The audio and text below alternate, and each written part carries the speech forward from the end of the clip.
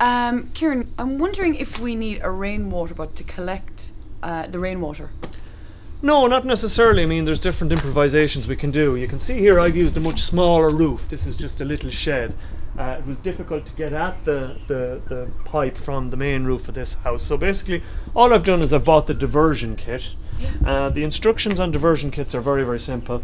All you need is a saw that can cut this pipe. Now, there are two types of diversion kits. There's a square one and a round one, because some pipes are square and some are round. So make sure to check what type of pipe you're going to put it on before you buy it. And then all you need to do is you can cut it to length, put it into your buckets and cans, and you can use it for watering your vegetables or washing the car, whatever you need the water for. And I'm also going to show you another improvisation in another house where it was impossible to get at the roof in an easy way. It does use a rainwater butt, but just so people can see how to improvise if you don't have the ideal world situation in collecting your rainwater. Great. All right. Okay, Kieran, can you explain to us the setup here?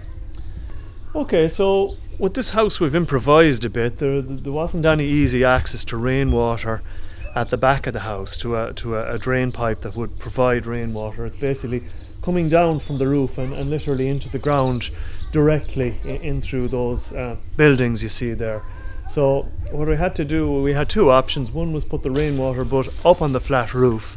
I did a bit of research on the flat roof and discovered that it was probably a bit touch and go whether it could take 130 kilograms of a rainwater butt. And also we could have mounted it on the wall, and apparently in the 1960s there was some kind of cement shortage around here, and the wall maybe not strong enough also to take the rainwater butt. So basically the solution I came up with was just to get some common garden plumbing with assistance from the person in the hardware shop. I asked, is there a way of doing it, and I was helped by the assistant.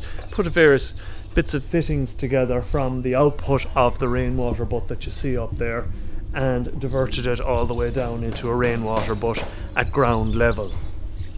So we'll go up and have a look at it in a minute. You can also see there's a pipe coming out of the rainwater butt. That's for overflow. So when the butt gets full, we don't want it just spilling out onto the ground. So if it gets too full, it'll just divert it into where the drain is. So we'll just have a look up at the plumbing. It'll be something like that you'll use yourself.